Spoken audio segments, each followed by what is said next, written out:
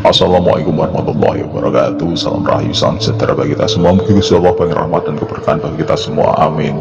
Nah, kali ini Mbah Mul ingin mewajang tentang perwujudan yang mengaku-ngaku sebagai tokoh yang sudah ada dan sudah disakralkan. Nah, jika kita ketemu orang seperti itu, bagaimana sikap kita? Nah, akan kita bahas ya.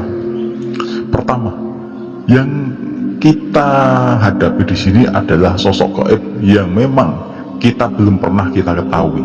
Sama kita bermimpi atau bertemu dengan nabi, jangan nabi ya, anggaplah ulama tempo dulu, seperti anggaplah wali ya, anggaplah Sunan Kalijogo. Kanjeng Sunan Kalijogo ini mendatangi kita dan berikan sesuatu, mewajang sesuatu. Nah, pertanyaannya gini, bagaimana kita tahu bahwa itu adalah Kanjeng Sunan Kalijogo ataupun tokoh lain yang mendatangi diri kita? Bahwa kita aja belum pernah ketemu karena terpisah jarak dan waktu, itu luar biasa.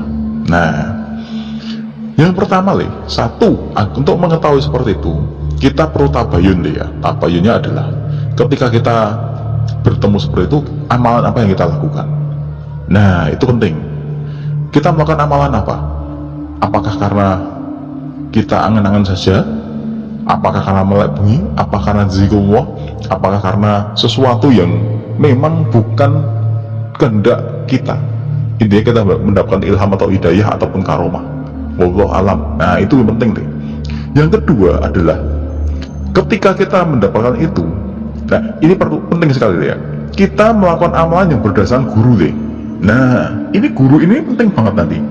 Guru ini adalah orang yang nantinya bakalan kita jadikan jujukan pertanyaan. Saya ketemu dengan sosok seperti ini, bener nggak? Nah, guru itu nanti akan menjawab dan menjelaskan. Jadi kita harus mencari orang yang lebih tinggi untuk mencari kebenarannya.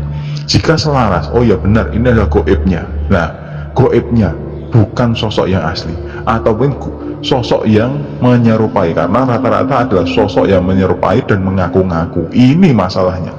Nah, kita tertipu dengan tipu daya mereka. Ini penting. Yang ketiga adalah kondisi kita, keilmuan kita itu levelnya berapa. Nah, ini jadi masalah. Kadang kita itu ya wong biasa, orang mudeng opo-opo, tahu-tahu didatangi sosok yang ngaku saumpama adalah Nabi Isa atau apa. Sosoknya seperti apa? Itu kayak di patung Nun Sewu, patung itu orangnya brewok gini. Waduh, itu bisa jadi menyesatkan karena apa? Yang namanya orang itu kan bisa ngaku-ngaku taunya ya kita ambilnya ya wis bener nggak itu bener. Kadang kita sudah memiliki keilmuannya, bisa mengetahui, bisa memiliki, dan akhirnya bisa menjabarkan hal itu, tetapi kita pun kalah dengan hal yang lebih tinggi, karena di atas langit masih ada langit Makanya di sini peran guru itu penting banget. Jangan sampai kita tersesat oleh hal yang semacam itu, tipu daya dari perwujudan makhluk gaib yang lebih tinggi. Nah, itu kalau sudah seperti itu, bagaimana sikap kita? Nah, ini penting Kadang sikap kita adalah satu, tidak percaya. Yang kedua, sikap kita di tengah itu seperti ini. Jadi ketika kita mendapatkan ketemu dengan sosok yang disakralkan, terus memberikan suatu ujaran tentang pewajangan ataupun keilmuan ataupun memberikan suatu ya ibaratlah memberikan sesuatu ya yang sifatnya adalah keilmuan, kita ambil tengah-tengahnya. Jika sosok beliau ini, anggaplah kita tidak tahu ya ini benar apa tidak, wallahu alam,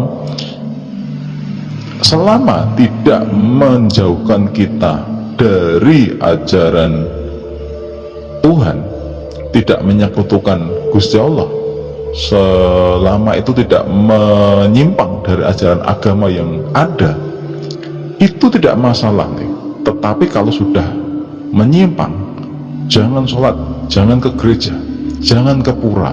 Wah, itu sudah tidak benar, itu menyesatkan. Nah, yang kedua, jika memang kita ketemu seperti itu, ambillah sikap selama tidak menyerugikan diri kita, seperti ini ya. Karena kita dapat ketemu dengan seperti itu, malah kita jadi beban pikiran, kita jadi stres, kadang kita jadi bimbang. Karena apa? Kita pasti mikir itu tadi bener apa enggak, ya nek enggak, ya nek bener lah, kan dia jadi bimbang. Akhirnya kita jadi stres, jadi banyak pikiran, akhirnya menjatuhkan kita pada jurang kesesatan yang namanya frustasi ya, karena bingung karena seperti itu. Nah, makanya kita perlu hati-hati ya, jangan terlalu tergoda dengan apa yang namanya sosok-sosok yang mengaku-ngaku sebagai tokoh spiritual di masa lampau. Karena sosok-sosok itu bisa saja adalah jin atau mungkin makhluk lain yang mengaku-ngaku. Nah, kok cuma makhluk goib tole? Ada yang mengaku sampai Tuhan saja ada kali. Aku pangeranmu, nah sampai seperti itu loh. Nah ya piye, memang ada. Nah sikap kita jika sudah seperti itu, ya udah, kita pertebal keimanan.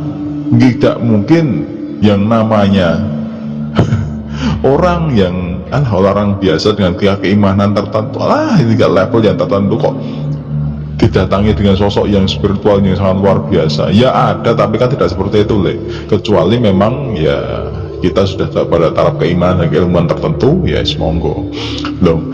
Itu saja kiai ulama yang sudah keilmuannya tinggi, yang menggoda beliau itu juga tingkatannya lebih tinggi di atas langit masih ada langit. Makanya kita perlu hati-hati dalam pemahaman, hati-hati dalam keilmuan, juga hati-hati dalam suatu urusan yang sifatnya kita tidak ketahui, karena Allah itu maha gaib dan tidak ada yang bisa menyamai beliau, termasuk adalah makhluk-makhluk yang ada di dalamnya. Kita sendiri adalah makhluk dengan raga, dengan pemahaman, pemikiran, dengan rasa. Makanya dinamakan manusia itu adalah makhluk yang sempurna. Tetapi dalam kesempurnaan itu kita punya kebimbangan, didatangi sesuatu yang belum pernah kita ketahui, kita menganggap itu benar. Wallahu alam. Nah, itu dulu ya. Wassalamualaikum warahmatullahi wabarakatuh.